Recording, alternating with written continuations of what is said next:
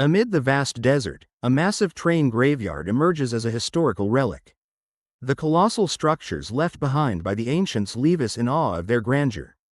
And there, a lone umbrella thorn tree stands tall, as if sheltering the entire world.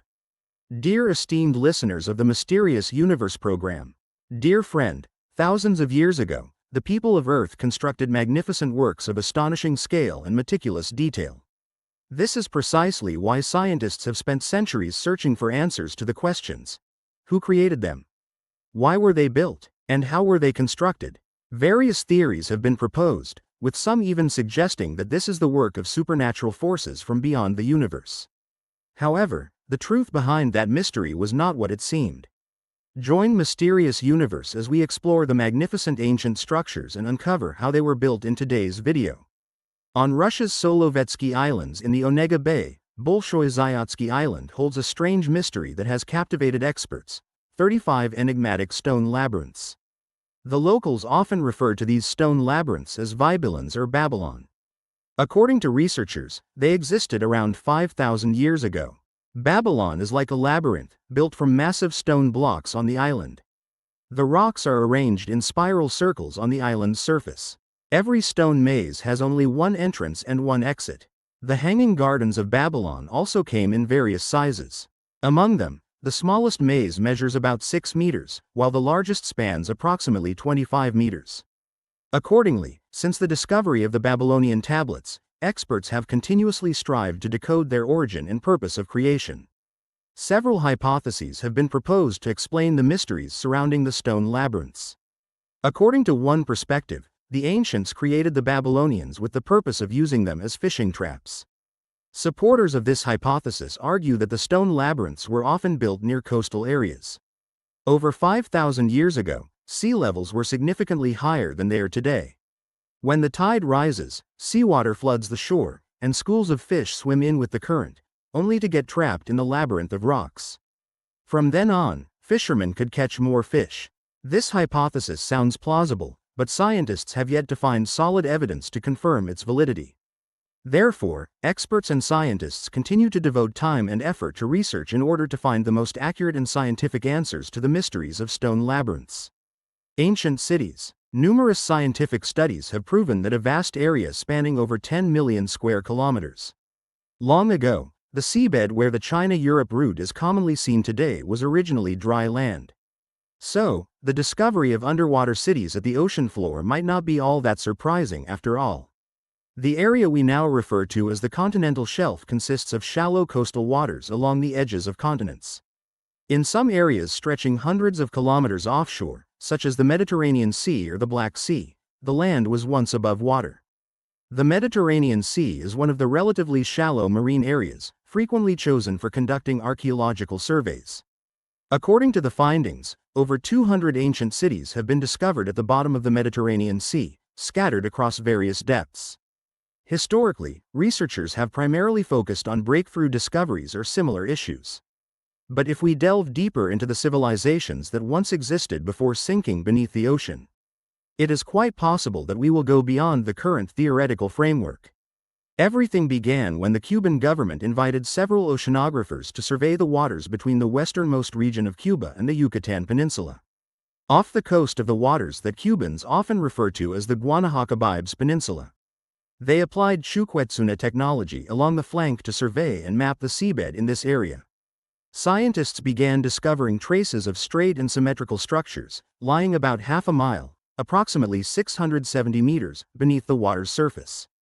Divers cannot operate at such extreme depths with immense pressure, so they must use remotely operated submarines like the ALV.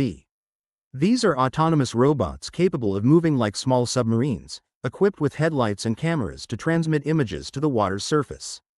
The massive megalithic structures emerge in the images, built from enormous monolithic stone blocks weighing approximately 40 to 50 tons. Notably, these stones are stacked atop one another in an impressive manner. These structures feature perfect right angles, straight lines, and curves, which certainly could not have formed without the skilled hand of humans. After a meticulous scanning and detailed mapping process, the explorers discovered 30 underground structures, interspersed among vast boulevards. On the reconstructed images, it can be seen that these ruins closely resemble cities in Central America.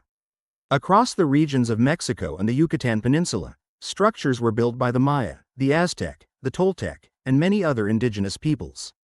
These underwater structures bear architectural resemblances to ancient ruins like Chichen Itza, Teotihuacan, or Palenque. Here there are stepped pyramids, next to a vast square.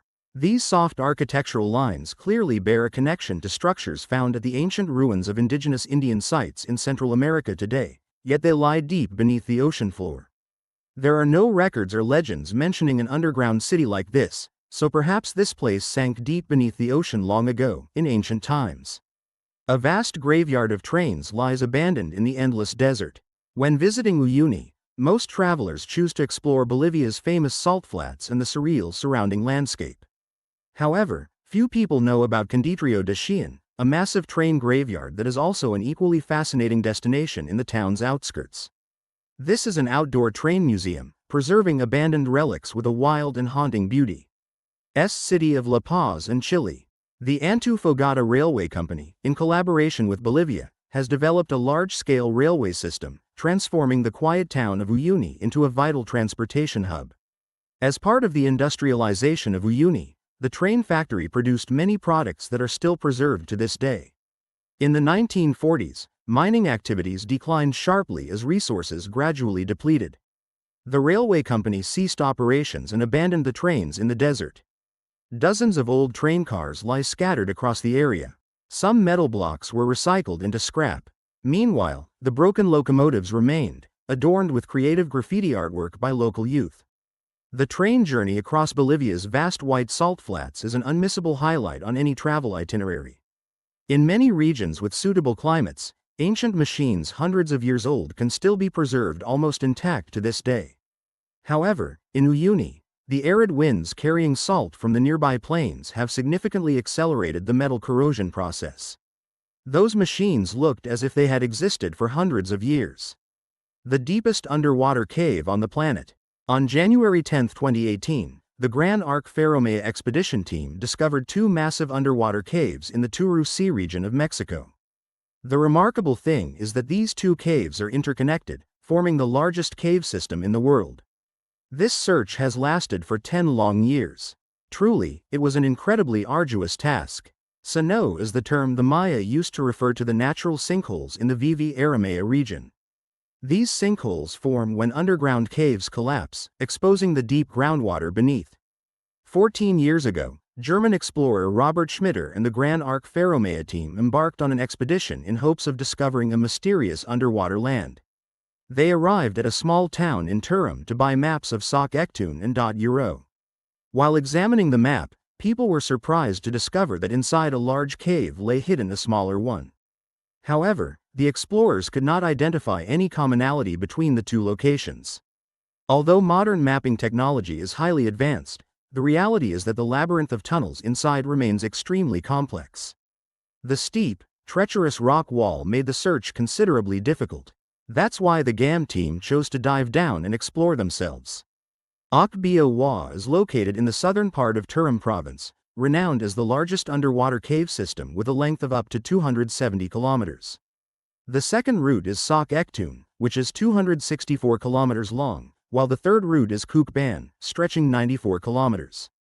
Here, the GAM team discovered remnants from the ancient Maya era, including human statues, stairways, stone walls, stone pathways, and numerous pottery items. These traces will open up opportunities for archaeologists to study that ancient civilization in greater depth. And the most remarkable thing is that they discovered this cave was once inhabited by ancient humans approximately 30,000 to 40,000 years ago. The remaining artifacts, such as deer, bear, elephant, and giant wild boar bones, along with many other traces, are believed to belong to the earliest inhabitants of this peninsula. People believe that from these traces, there must certainly be connections to many other caves lying deep beneath the area. Therefore, they continue to persistently search for other tunnels beneath the ocean floor. The road was paved with hot iron 2,000 years ago. 2,000 years ago, the ancient Romans in Pompeii had already mastered advanced road construction techniques. American researchers analyzed stone roads that remain remarkably intact after nearly 2,000 years. On the best preserved sections, they discovered strange traces of molten iron. The authorities of Pompeii invented an incredibly effective and low-cost method for road repairs, using molten iron.